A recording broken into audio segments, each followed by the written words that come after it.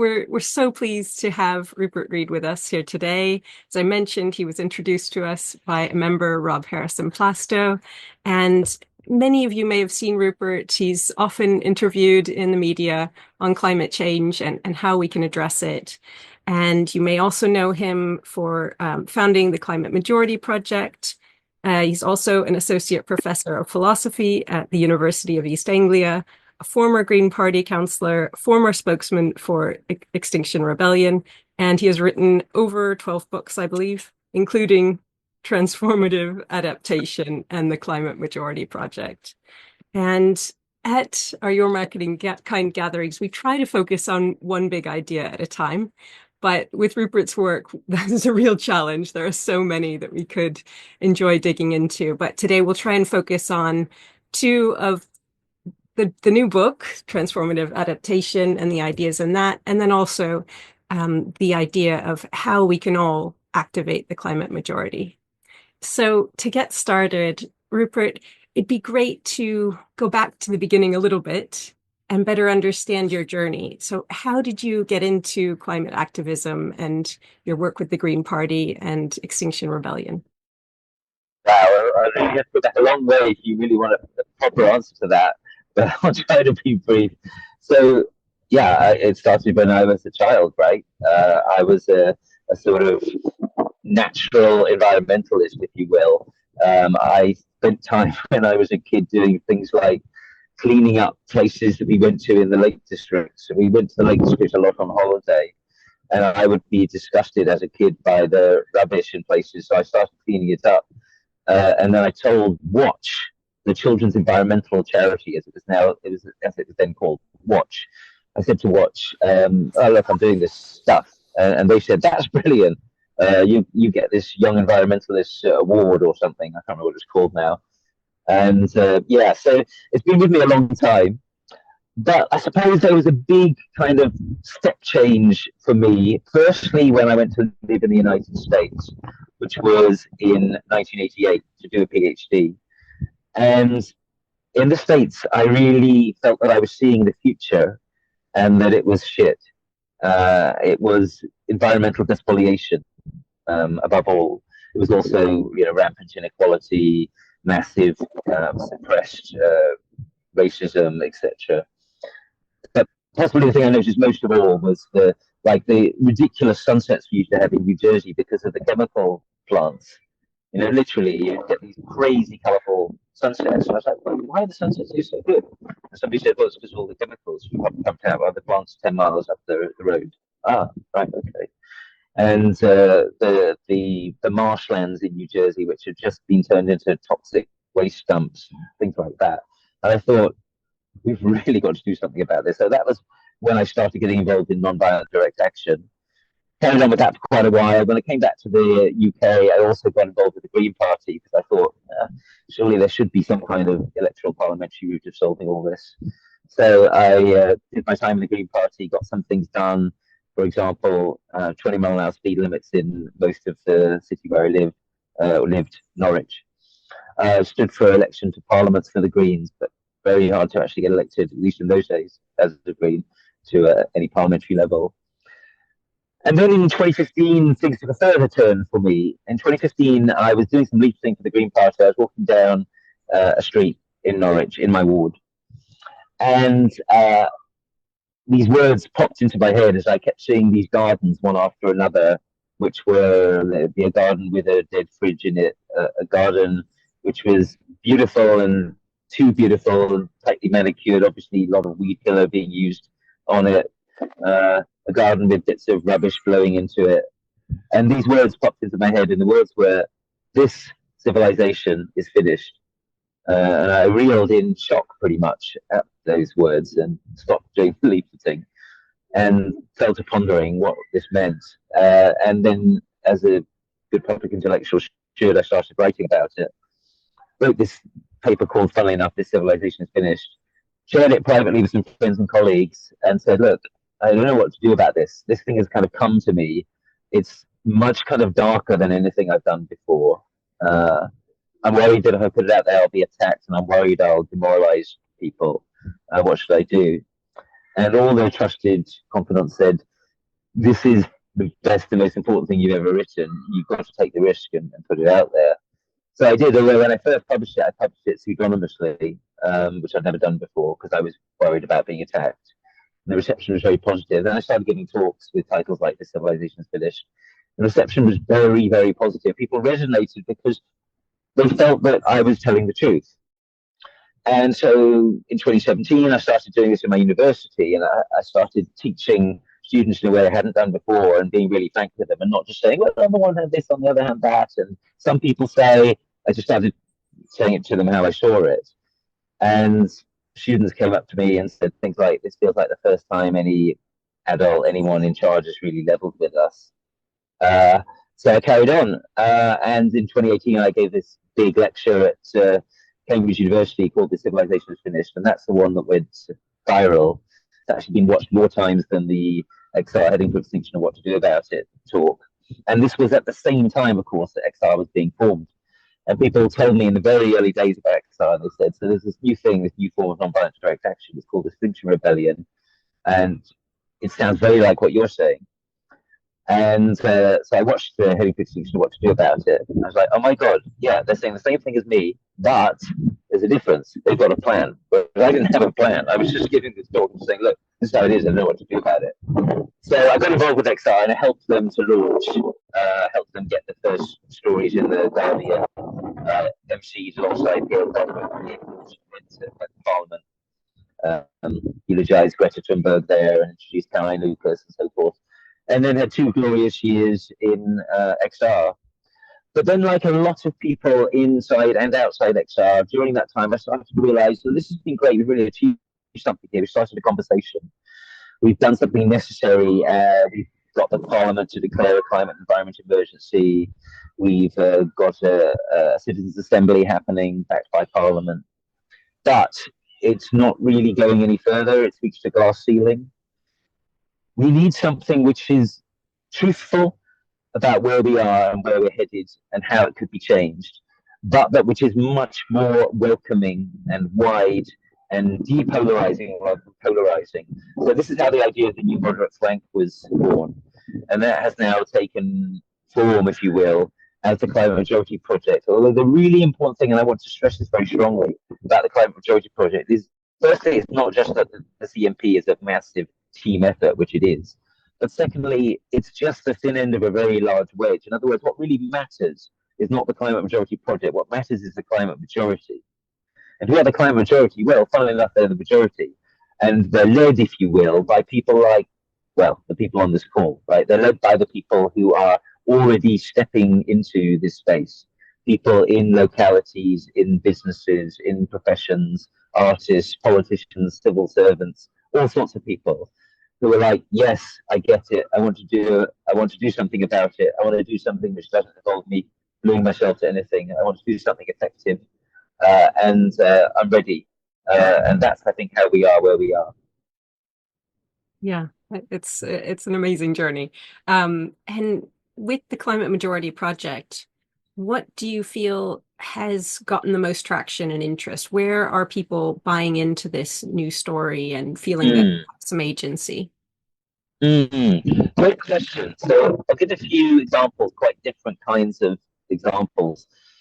So one of the things we do is we incubate, we seed fund things and provide kind of consultancy and so on to startups, if you will, within the space, especially promising organizations doing something necessary. So one of those is General Council Sustainability Forum. This is led by Adam Woodhall, who has achieved the unusual achievement of being Lexis Legal Personality of the Year last year. I say unusual because basically a non-lawyer has never won it before. Adam just stepped into the space and was like, I want to organize corporate lawyers for climate action.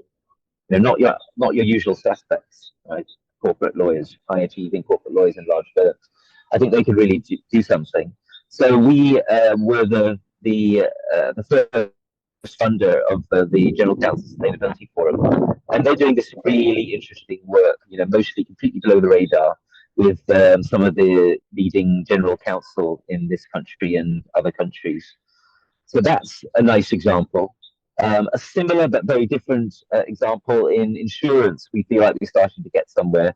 So I convene our Future of Insurance Working Group, which is a group of insurers who are together under the radar, helping us to produce scenarios for what may be coming, scenarios for what we call the great abandonment, which is what we're starting to see now of customers being abandoned in all sorts of areas by insurers, or better scenarios, the future is triage, or breakthroughs for resilience. These are the names we give to the potentialities for insurers to take adaptation really seriously in their work, or to influence government really seriously in the direction it needs to be influenced in on both adaptation and decarbonisation. And we think insurance is a key potential point of leverage. Another, again, similar but different example I would give, again, unusual suspect, but completely different kind. One of the things we do, which is different from most organizations in this space, is that we very deliberately work with conservatives. I mean, both small c and large c conservatives. So, among the people literally in or used to be in the Conservative Party who we work with are Zach Goldsmith, Ben Goldsmith, Rory Stewart, Amber Rudd. In the States, we've got Bob Inglis, the extraordinary former Republican congressman who is a born-again evangelical Christian who really gets climate. We find these people quite inspiring, and we also think it's really deeply necessary to work with them and to be serious about saying this is a space that needs everybody. The climate majority is not going to be all Greens. It's not going to be all people on the left, right? We need business people, we need professionals, and we need people in politics and the civil service and so forth who get it and who are outside the usual bubble. So those would be some examples. I could give you many more if we had time. Thank you. Yeah, no, I can definitely relate. I know plenty of hunters in Texas who are strong environmentalists because they want to keep being able to live their way of life. And we did a great discussion last year with Lord Deben as well. And yes, he's a big supporter of ours. He did the foreword for this book. Yeah, he's very inspiring. Yeah.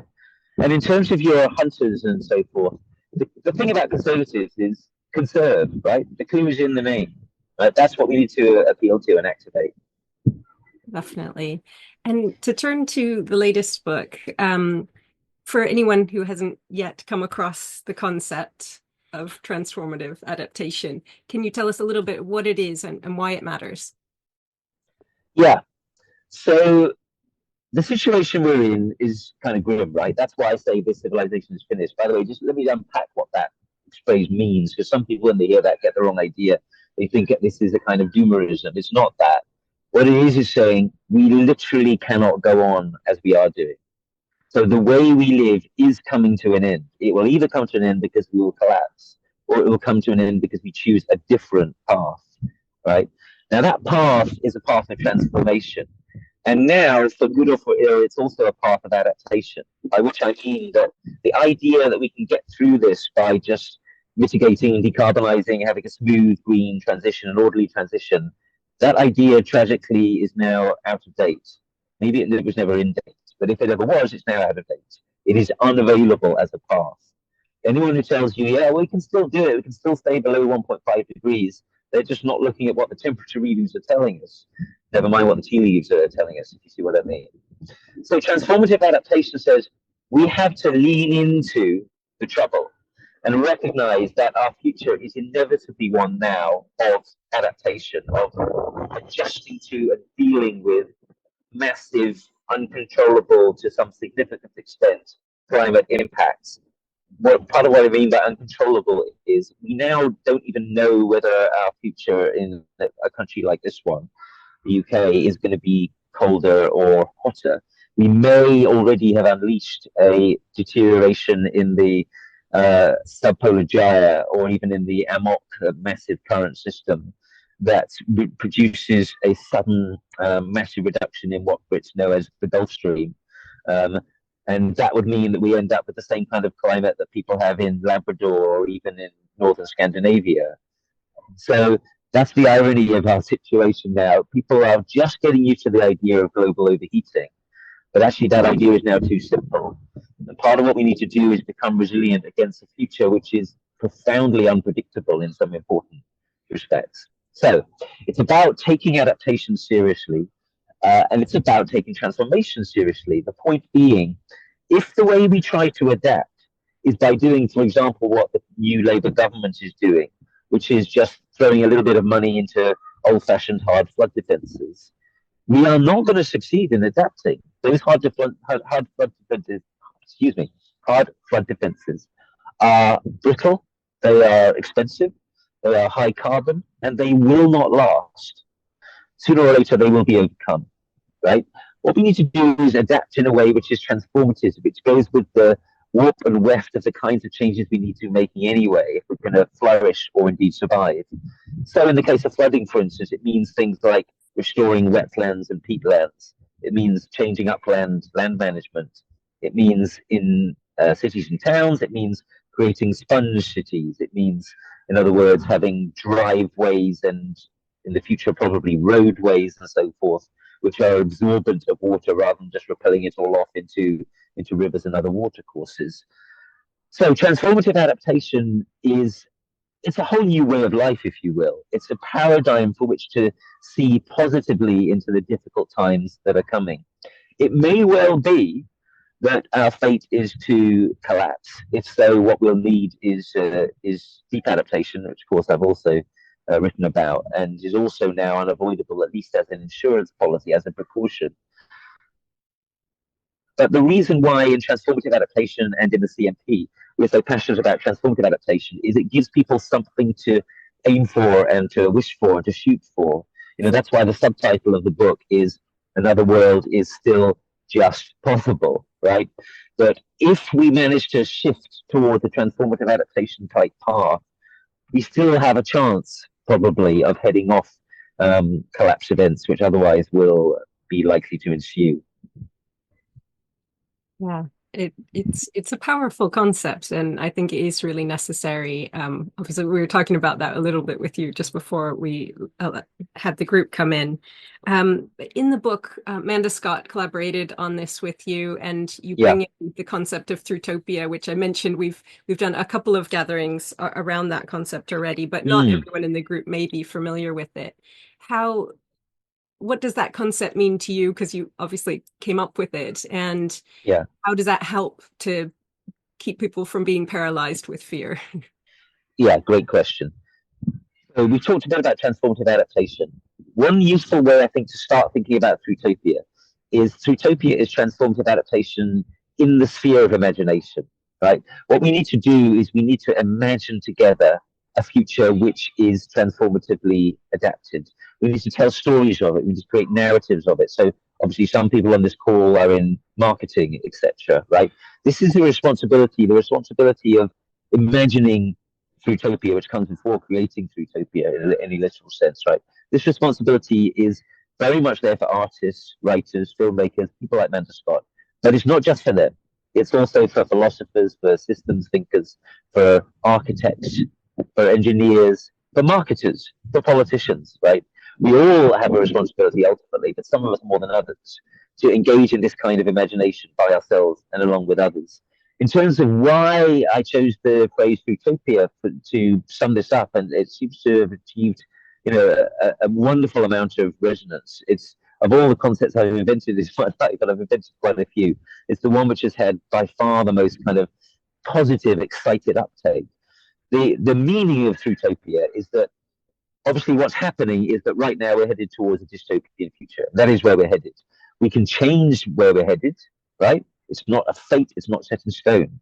But on a business as usual path, that is where we're headed. We're headed towards apocalypse, catastrophe, call it what you may. Dystopia is a traditional way in which such a thing is described. And when people are headed towards a dystopia, in the past, what they've done is they've imagined a utopia. They've imagined an alternative direction, something to give them a North Star to point them away from the worst towards the best. But here's the thing. Utopias are no longer available. Now, maybe they never were, but if they were, they aren't now. Why? Well, we've talked about why, right? Because this civilization is coming to an end, and it's coming to an end in a very difficult way. Because we have to adapt now. We can't just decarbonize, because what's coming is going to be very different from what we've got. And the process of getting there is going to contain some pain. The days when we might have done it in a pain-free way are past, right? So utopias are no longer available. But that's not a place we can stop. We can't just stop there and think, all right, well then are we fated to dystopia or just some kind of muddy compromise or something like that? No, we need to have some alternative North Star, and that's what Thrutopia is. The idea of Thrutopia is about how we get through what is coming in a good way as possible. How we get through what is coming in a way that actually does see us flourishing while we're up against it. And, you know, this is a key leitmotif for my work. I passionately believe that we can flourish through what is coming, including through difficult times. Look at some of the ways that, as a society, we actually flourished through COVID. Right? Look at some of the ways in which, for quite a while, to a surprising extent, it brought people together. Or the Second World War. In the Second World War, awful time, people being killed right, left, and centre, threat of Nazi invasion, etc. But guess what? In the UK, the population became more healthy during the Second World War. Those who survived. The society became more equal. Suicide rates fell. Why? Well, all of these things were kind of interwoven, but the basic reason why was we had a meaning, we had a reason to be together. Again, you know, there are names for this, the Blitz spirit, etc. Similarly, there was a kind of COVID spirit. I remember in the early days of lockdown, walking, doing my kind of daily hours exercise, walking or jogging around the local park. And actually, it's a cemetery at my local park. A very lovely cemetery, which felt kind of extra poignant as a state to be doing this in.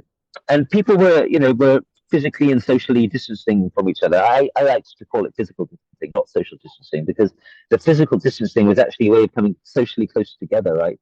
People were thinking about how to help each other, and there was the flourishing of mutual aid and so on and so forth. This is what people do.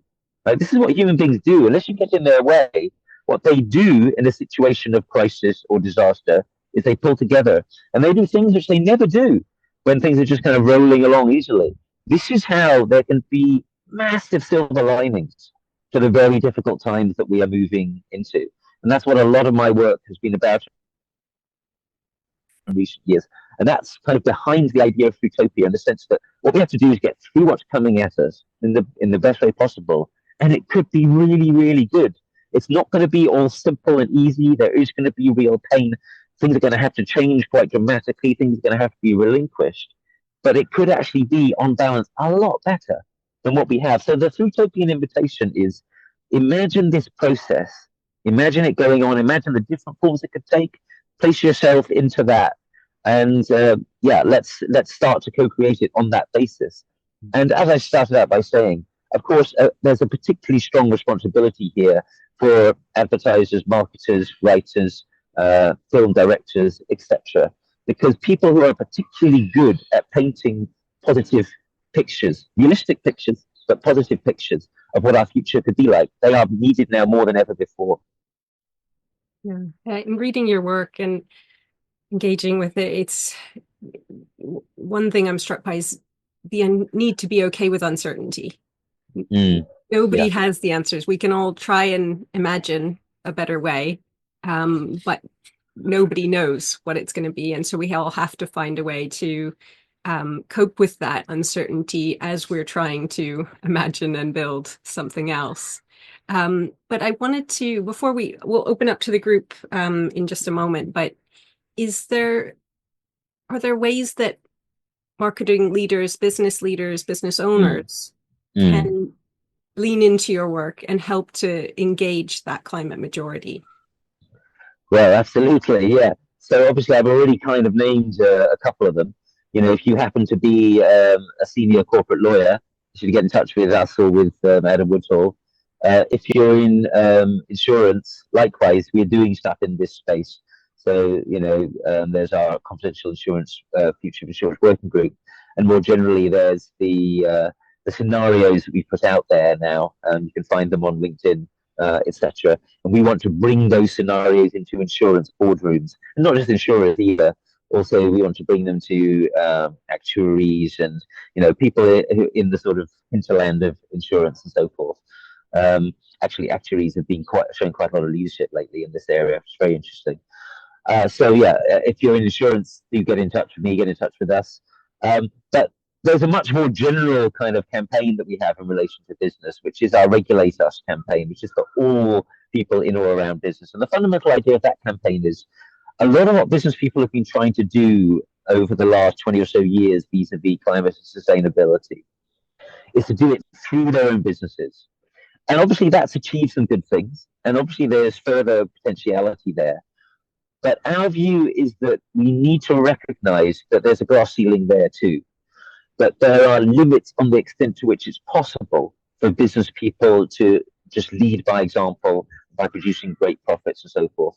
And the simplest way to explain why that is, and you'll all understand this, opinion polls when they're done, and we're going to be doing some more research in this area. Well, we've done some recently, and we'll do some more soon. Opinion polls in this area show very clearly that most business leaders recognize this. You can't outrun all the bad actors, right? If you're trying to produce a sort of B Corp style product or whatever, you've got other people who are ruthlessly cutting corners and whatever, lying, greenwashing, and so forth, and they can get away with it. Well, that's a problem, right? And that problem may put you out of business. At the end of the day, there isn't going to be the kind of climate and environmental future that we need unless businesses are forced to act in the ways that we need them to act. We, the people, the children of the future, etc. Who can force them to do that? Well, governments, basically. But now here's the interesting question. Who can force governments to do it? Is our government going to do it by itself? Well, no. I mean, just look at this government.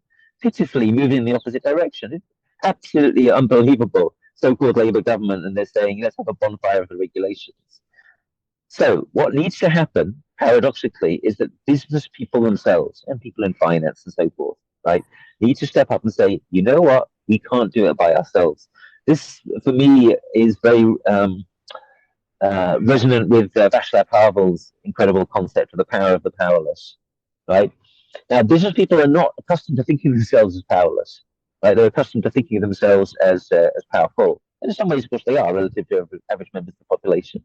But the really powerful thing that business leaders can do now is say, you know what, we haven't got this. And that's now obvious, right? You just look at Unilever, you look at what's happening with the Net Zero Insurance Alliance, the Net Zero Banking Alliance, you look at what's happening in America.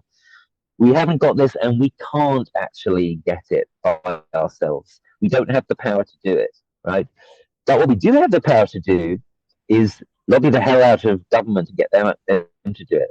Because governments listen, especially these days, governments listen to business leaders, governments listen to markets, governments listen to money.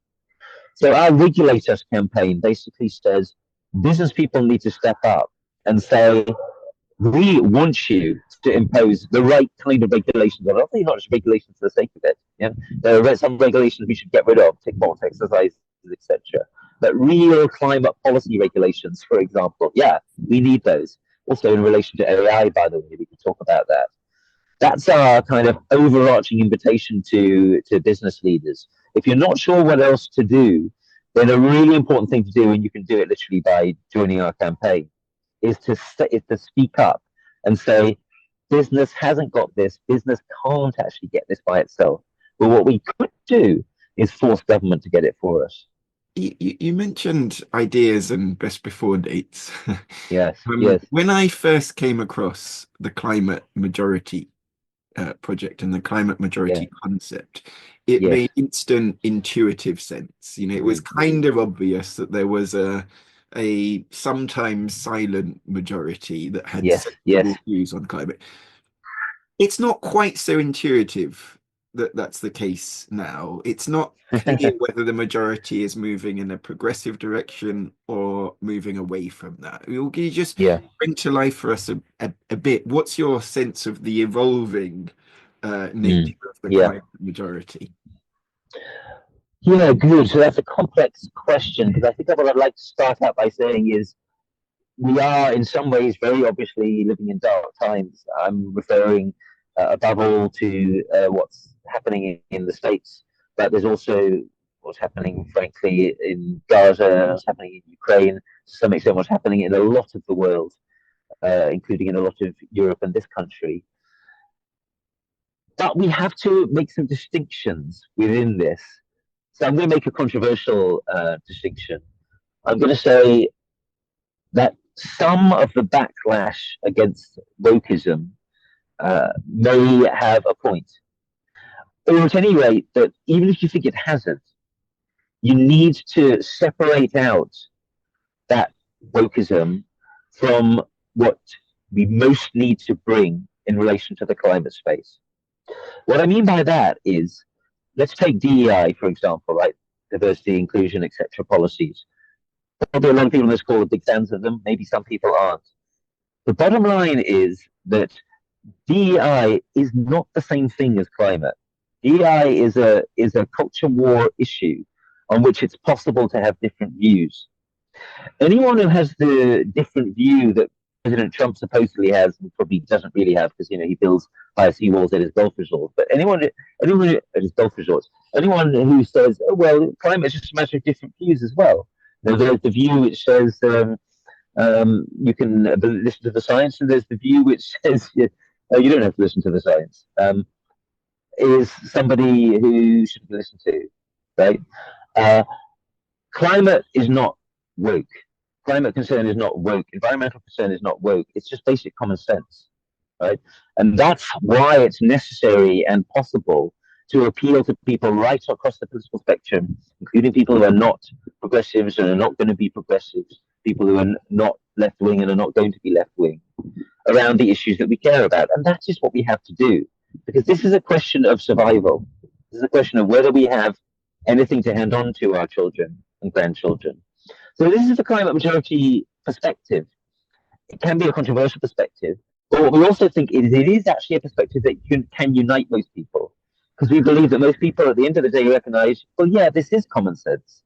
We do need to get people who are Thatcherites and left-wingers and anarchists all on the same page when it comes to surviving. We can have culture wars in 100 years' time if we really want to, right? But we won't have any culture wars or anything else if we allow the climate crisis to continue to escalate out of control. So the climate majority perspective in relation to where we are right now is, yeah, we seem to be at a moment where progressivism is ebbing somewhat, but we must not let this be a moment where climate concern ebbs. And polls continue to show that there is a climate majority. So, for example, in the UK, Reform UK voters, some of them are climate change deniers more than voters for other parties, but most of them are not. And many of them, if you ask them questions about, water quality and so on and so forth, they're just as concerned as the next person, right? We need to find ways of appealing effectively across the political spectrum, even to the kind of people who are tempted to vote for reform, or for that matter for Trump, right? And actually to come back to climate and DEI where I started, climate wasn't really an issue in the US presidential campaign. DEI was, right?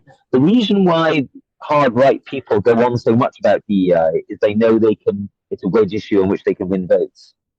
They don't have the same view about climate and environment because it's much less clear that it can actually work well for them. So they just do their destructive stuff without making it so prominent, right? So we need to take advantage of that. We need to place survival and flourishing front and center. Everyone is a future where people can argue with each other about all sorts of things. There isn't going to be that unless there is a future